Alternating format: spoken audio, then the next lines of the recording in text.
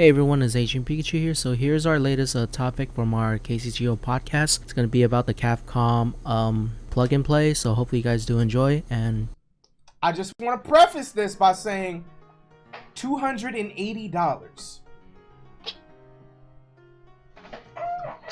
$280 for 16 games, and I ain't gonna lie, the soundwave parts are great, but no, they're not. I'm not trying to pay $280. Look, I'm just gonna say $285 for this stick. Basically, the glorified Capcom logo. Literally, the Capcom logo. Nah, this is the Capcom dick that's going in your ass if you buy this. See, the thing is, That's what that is. The thing is that I appreciate out of the 16 games, they did put Alien vs Predator. Yeah, they did put AVP. Which leads me to believe. But hyper fighting though. we have hyper fighting and Super Turbo already on 30th anniversary. Why do you need to add that in again? Because you would rather play the absolute Omega, the best one. Game. Yeah, the best one, Super Turbo. Why would you buy anything Capcom? Like why would you buy a Capcom collection, right? Just like a compilation collection that doesn't have a Street Fighter game on it. Party. Why would you do that? It's repeat. Man.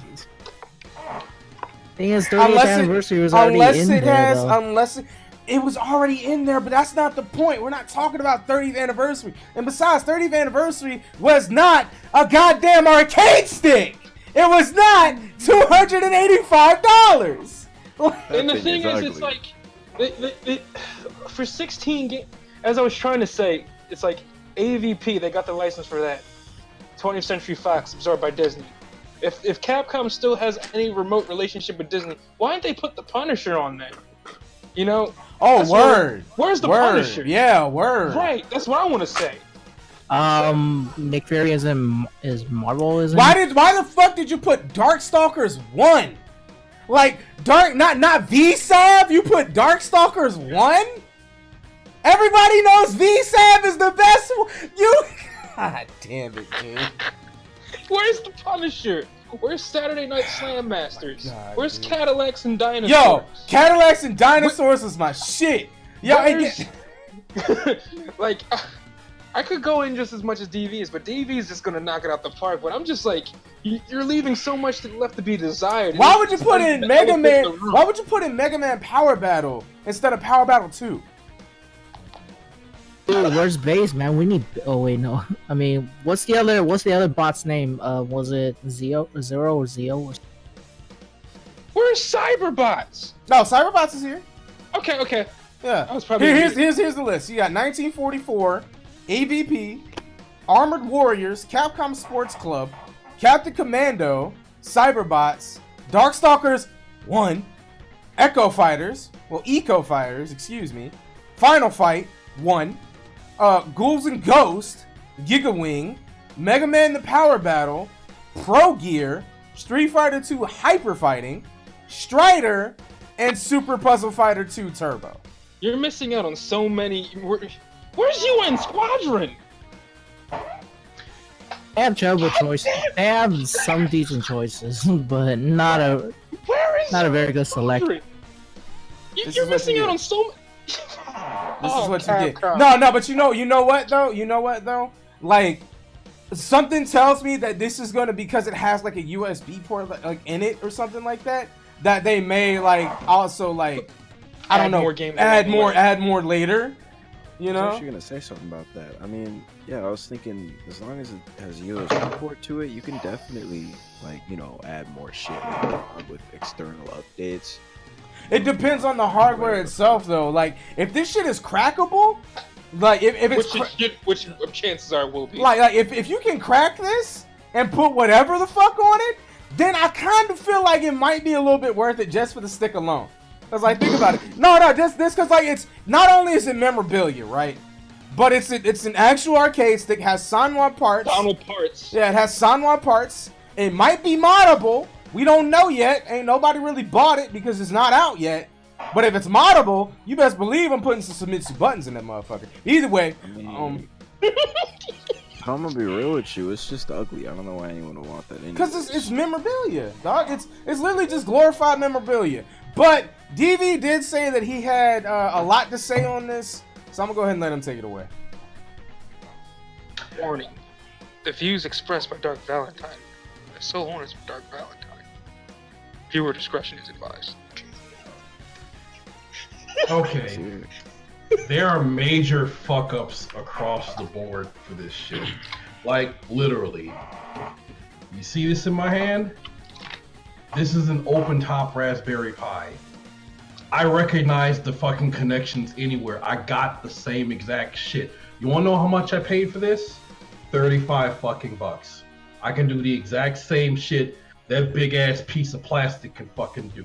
In fact, I can put this in my own arcade stick right now and come out way fucking cheaper than that. It's using, okay, here's another thing. That shit is also using Final Burn Alpha, which, as I have learned as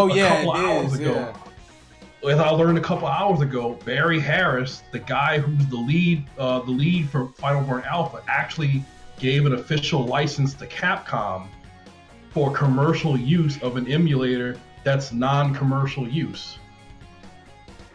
So this just fucks shit up across the board because two of the devs for Final Burn Alpha and one of the devs for MAME didn't even know this went on.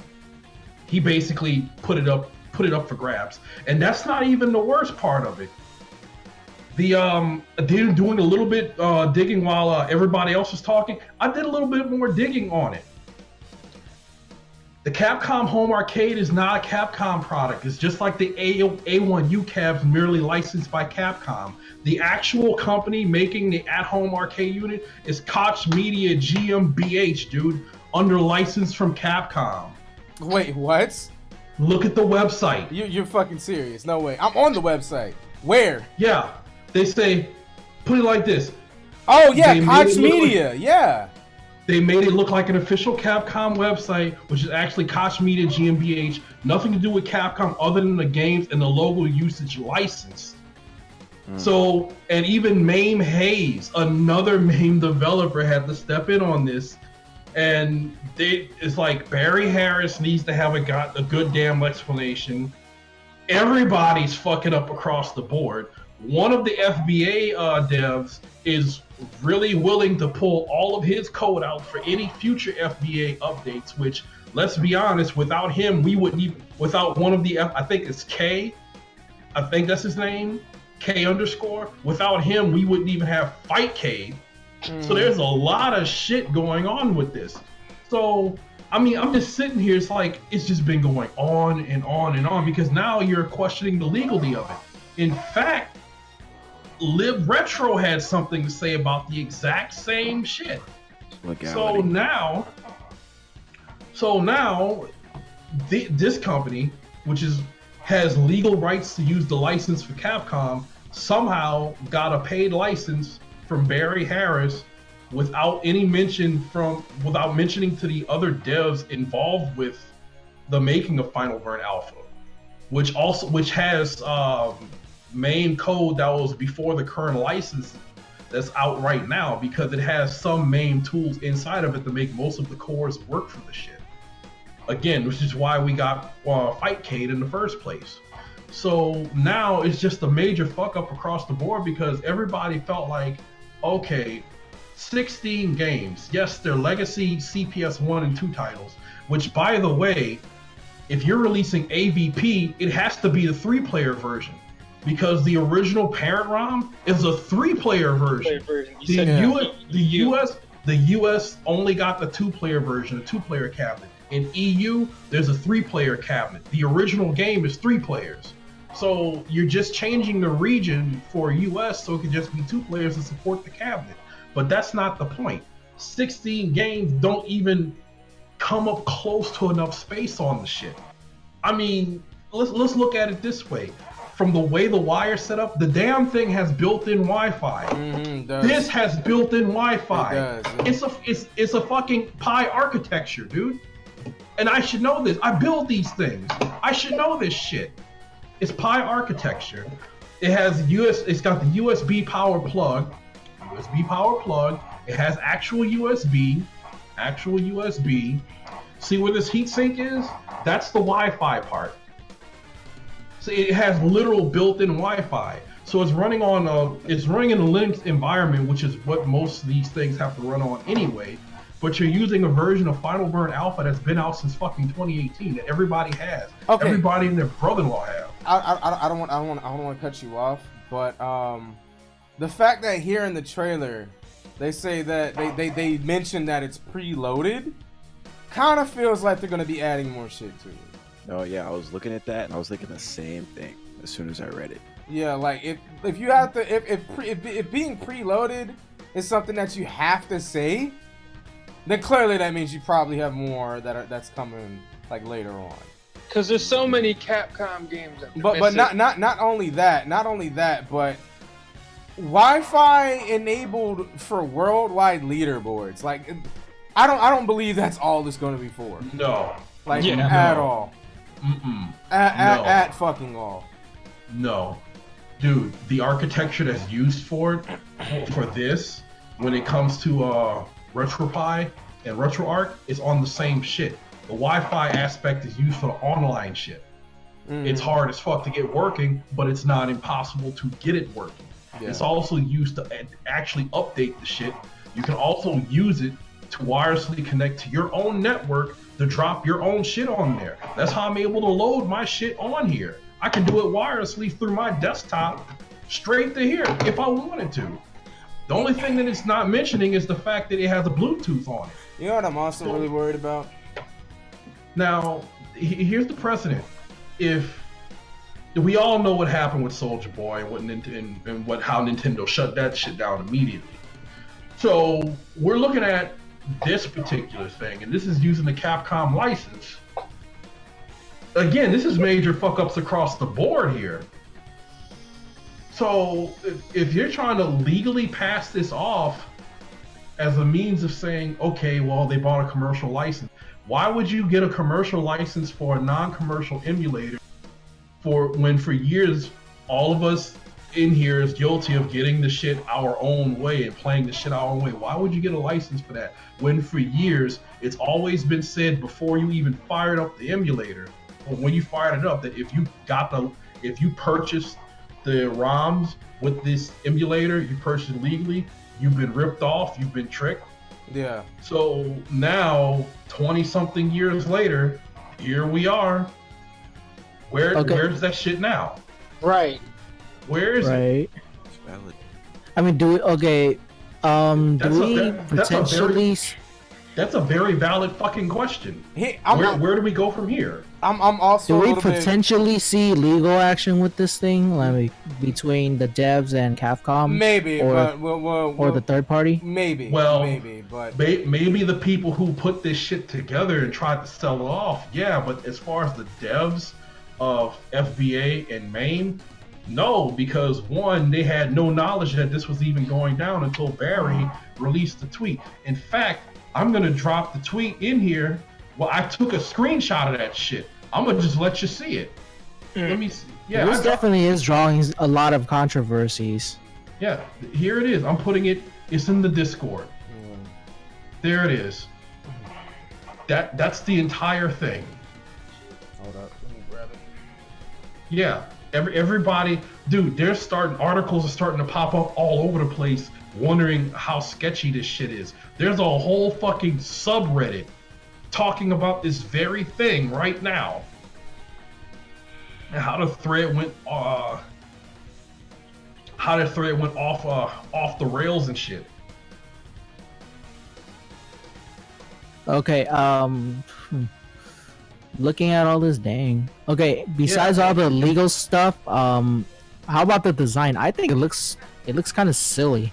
Looks like looks like crap. Dude, it's the Capcom fucking logo. I mean, dude, like really, you couldn't just make just one? You gotta make 2 players? Like this shit don't even look right.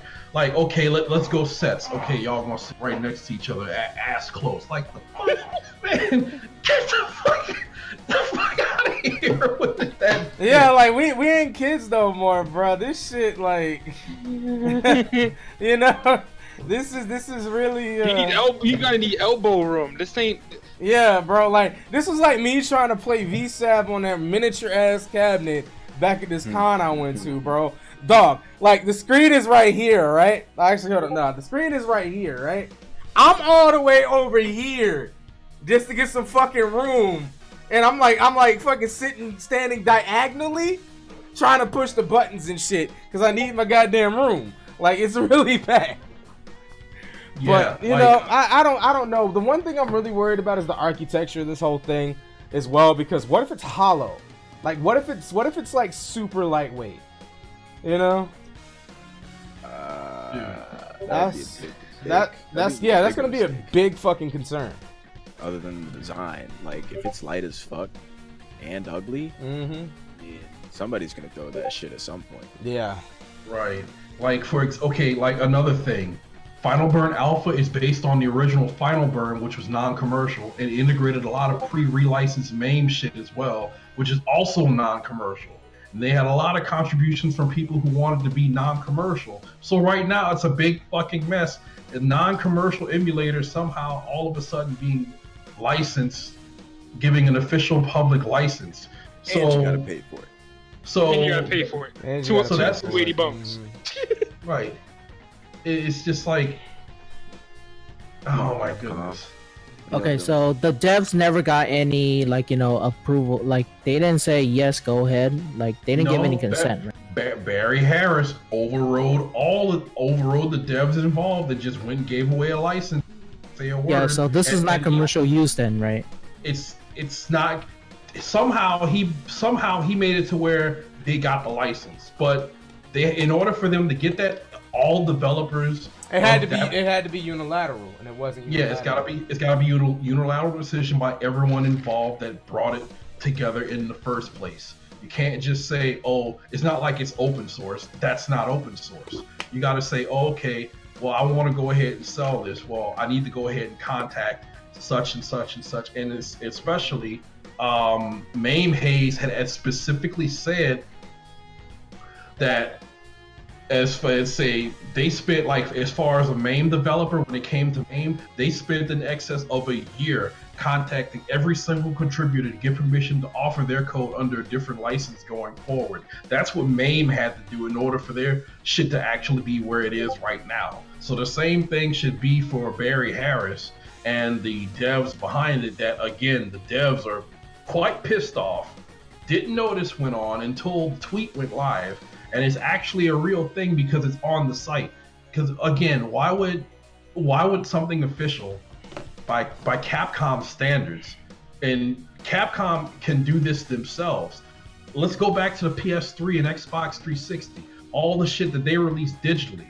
They could go ahead and do this shit right. They could do their shit in-house like Nintendo did in-house with their NES and SNES Classic with the Nerd Division. So yeah, if Nintendo can do their shit in-house, Capcom can do the same thing too. So again, it's fucked up across the board, all over the place. You got angry devs, which one is threatening to pull his shit, which if he does do it, I don't blame him, but it's gonna revert it back to just CPS1 and Neo-Geo shit. Remember when I said in my rant, Capcom, I hope you go bankrupt? Oh my goodness. How long ago was that? Oh boy. It was 2 years ago. I still stand by that. I still stand by that statement. Don't be like this. I still stand by that statement. In Capcom, you were doing so good too. It's like you had the Resident Evil, you had the DMC, and then you decided to go Capcom. Yeah, like and instead of Capcom, why'd you go Capcom? You went Capcom. You went full Capcom, man. You never go full Capcom. Like,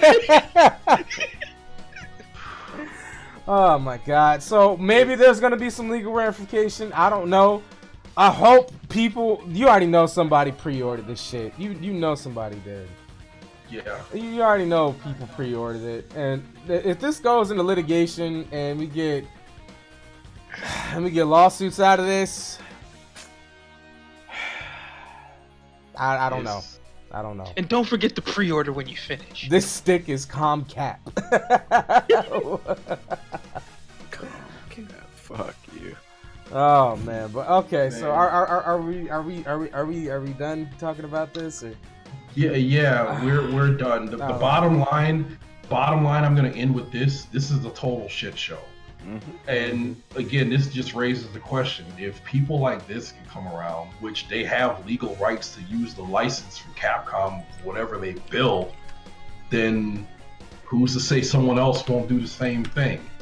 Again, you got Nintendo doing their own shit in-house. We don't know what the Sega Genesis Mini is going to consist of. Yeah. And I think Neo.Geo, come to mention it, Neo.Geo had something going on with this same similar incident going on.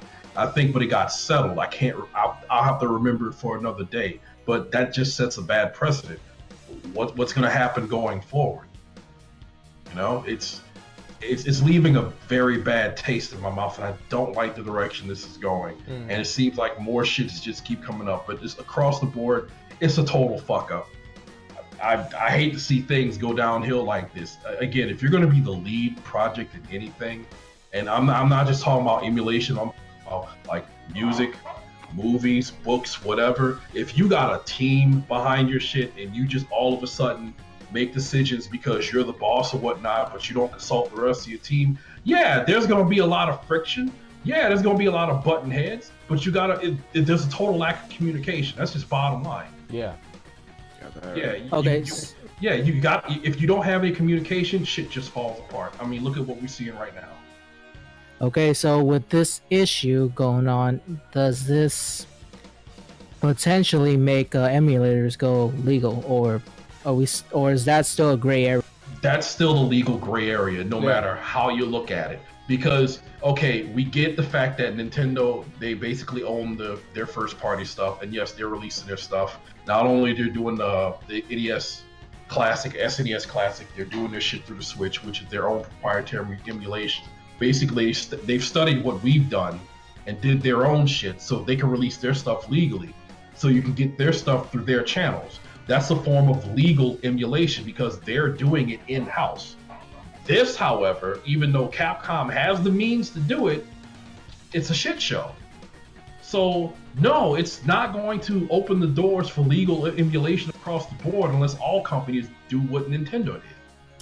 So until that happens, Nintendo's the only ones really technically doing it. I'm not even counting PlayStation because they went open source. What I don't understand though, right, is like, why not just take the infrastructure that you had set up for the 30th anniversary and just replace the game? There you go. See, that's a very good fucking question, and that's an easy solution. They could, they have the ability to do it. Yeah, like it's just a switch of some. It's a lot easier. I mean, the Sega Genesis Mini, Sega's getting involved with Sega, so they're doing the exact same shit as far as doing the shit in house. They're doing their shit in house. Why can't Capcom do it? We got a 30th anniversary. We got all these collections and shit that's coming out of the woodwork. Yeah, fucking Mega the Man X collection, 30th anniversary, Mega Man X collection. Then you have the Capcom beat 'em up bundle. Yeah, the beat 'em up bundle. The Saturday Morning Classics collection. Yeah, like I whatever. I'm done with this. Good luck, Capcom. Good luck.